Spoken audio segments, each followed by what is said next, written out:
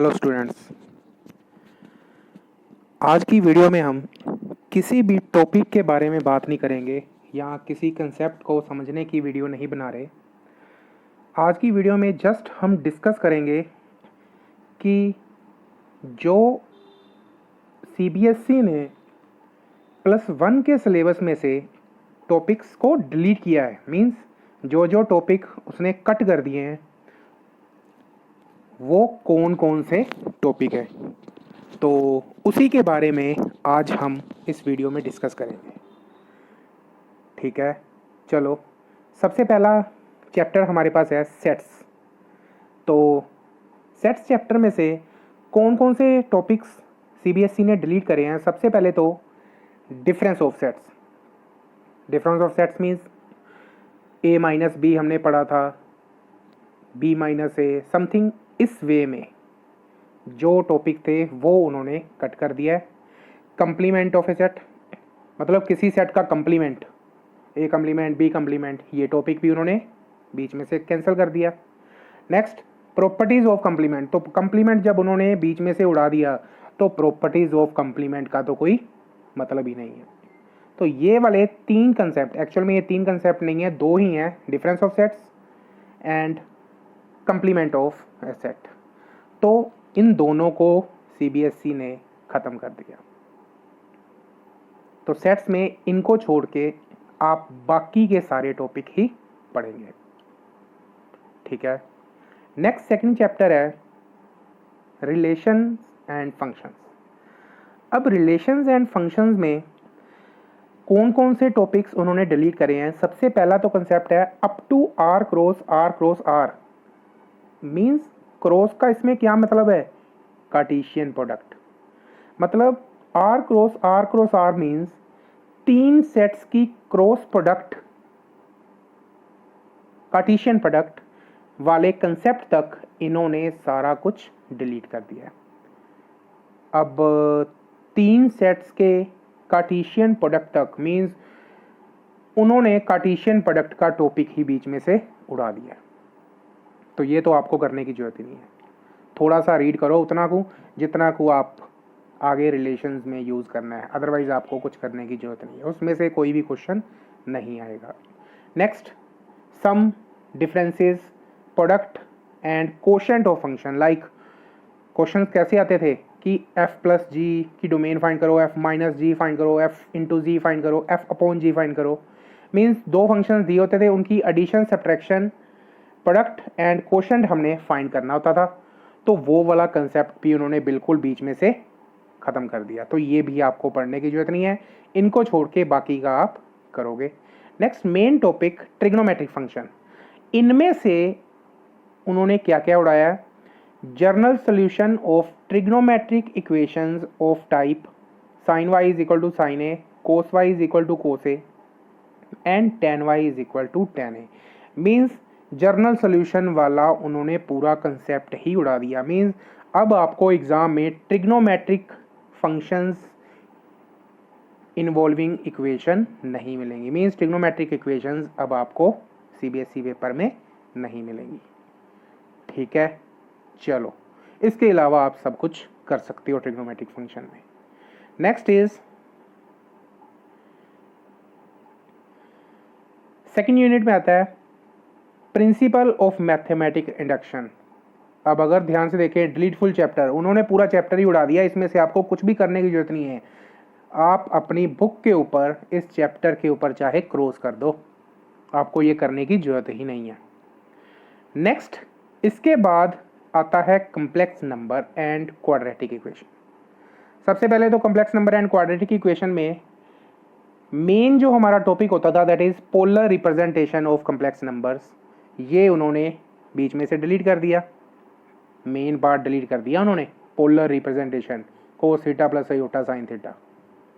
Next square root of complex number, जिसमें से question आने के चांसेस होते थे, वो भी उन्होंने खत्म कर दिया। मींस दो मेन टॉपिक उन्होंने कॉम्प्लेक्स नंबर में से उड़ा दिए। ठीक है, पीएमआई वैसे ही खत्म कर दिया और कॉम्प्लेक्स नंबर में से ये दोनों उड़ा दिए। बाकी का आप कर सकते हो, बाकी का कंसेप्ट तो बड़ा ही इजी है, मेन इसी में प्रॉब्लम आती थी। चलो नेक्स्ट इज लीनियर इनइक्वालिटी। इसमें से उन्होंने कुछ भी डिलीट नहीं किया। वैसे देखा जाए लीनियर इनइक्वालिटी में इतना कुछ है भी नहीं, जस्ट इनइक्वालिटीज़ को सोल्व करना है या फिर उनको प्लॉट करने के आते हैं, तो वो क्वेश्चंस सारे स्टूडेंट इजीली कर लेते थे। तो इसमें से उन्होंने कुछ भी डिलीट नहीं किया। Permutation and combination most important chapter, क्या क्या उन्होंने डिलीट करे हैं देखे। Derivations of formula for NPR and NCR means combination और परमुटेशन के जो डेरिवेशंस हैं वो उन्होंने डिलीट करी है। अगर देखा जाए सीबीएसई में वैसे भी डेरिवेशंस नहीं आती, तो इसका डिलीटेशन के ऊपर कोई भी ज़्यादा बेनिफिट नहीं हुआ। उन्होंने ये दो चाहे रखते चाहे ना रखते, पेपर में तो आना ही नहीं होते। बाइनोमियल थ्योरम, लो बाइनोमियल थ्योरम भी उन्होंने पूरे का पूरा चैप्टर ही डिलीट कर दिया। मोस्ट इंपॉर्टेंट चैप्टर था, डिलीट कर दिया। ये भी आपको सीबीएसई पेपर में देखने को इसमें से क्वेश्चन नहीं मिलेगा। Next is sequences and series. Sequences and series में से उन्होंने formulate the following special sums of summation के स्क्वायर समेशन के क्यूब। ये कुछ स्पेशल सीक्वेंसेस है या कह सकते हैं उनका सम मीन्स स्पेशल सीरीज हैं जिनका सम हम डायरेक्ट वे में रट लेते हैं। अब उनकी फॉर्मूलेशन के रिलेटेड मीन्स उनकी डेरिवेशन या किसी भी टाइप की फॉर्मूलेशन का क्वेश्चन सीबीएसई में नहीं आएगा। ठीक है, तो यूनिट 2 में अलजेब्रा में उन्होंने एक तो प्रिंसिपल ऑफ मैथमेटिकल इंडक्शन और दूसरा बाइनोमियल चैप्टर, ये दो चैप्टर उन्होंने पूरे ही डिलीट कर दिए। अब ये आपको करने की जरूरत नहीं है। ठीक है, चलो next is third unit, coordinate geometry. Coordinate geometry में यहाँ पे अगर थोड़ा ध्यान से देखें तो फर्स्ट हमारे पास चैप्टर है स्ट्रेट लाइन, जिसमें से उन्होंने क्या क्या डिलीट किया है देखते हैं। शिफ्टिंग ऑफ ओरिजिन इंपॉर्टेंट था, कई बार क्वेश्चन आता था, बस मोस्ट प्रोबेबली क्वेश्चन इसमें से कम ही आता है। रेयरेस्ट टू रेयरेस्ट केस है कि क्वेश्चन आ जाए सीबीएसई पेपर में। Next, equation of family of lines passing through the point of intersection of two line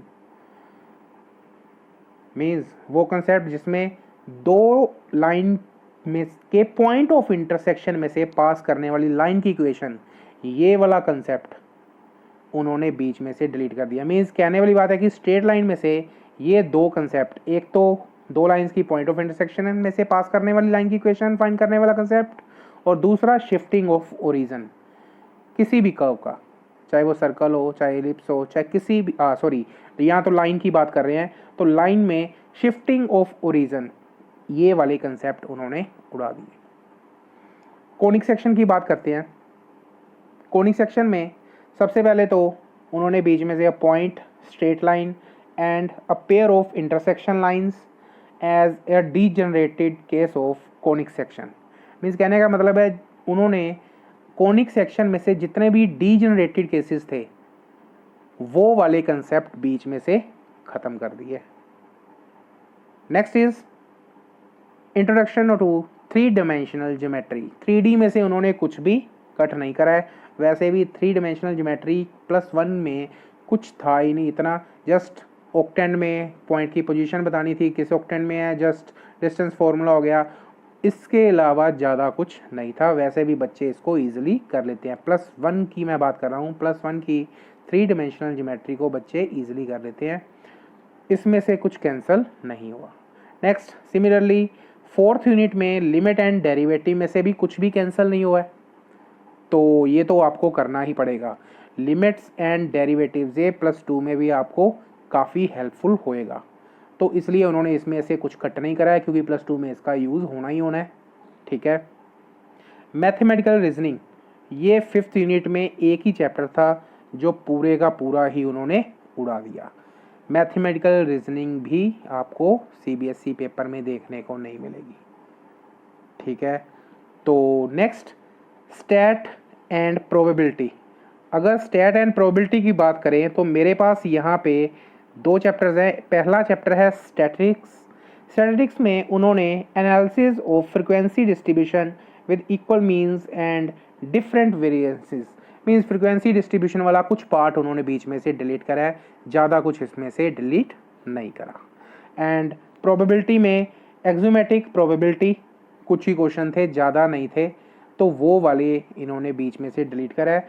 and तो ये थे जो कंसेप्ट उन्होंने +1 पिछली क्लासेस के रिलेटेड जो क्वेश्चन थे उन्होंने कट करा, मींस इसमें से पार्ट्स जो कट हुए हैं ध्यान रहे बेनिफिट दे सकते हैं। ये जो उन्होंने कट करे हैं 11th के सिलेबस में प्रोबेबिलिटी के ही आपको करने की जरूरत नहीं है। अगर आप कर रहे हो तो आप अपना टाइम वेस्ट कर रहे हो, ठीक है। अब ओवरऑल अगर हम बोलें तो उन्होंने मेनली 3 चैप्टर बीच में से डिलीट करे हैं। कौन कौन से? सबसे पहला चैप्टर कौन सा था, उन्होंने कौन सा कट करा है? पीएमआई। नेक्स्ट कौन सा उन्होंने कट करा है? पीएमआई के बाद कौन सा chapter? Binomial.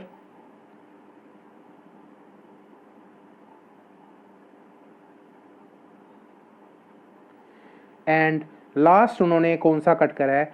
Mathematical reasoning, mathematical reasoning. तो इस तरह से ये 3 चैप्टर तो आपको बिल्कुल ही करने की जरूरत नहीं है। बाकी में से जो थोड़े थोड़े कंसेप्ट कटे हैं उनको छोड़ के आप कर सकते हो।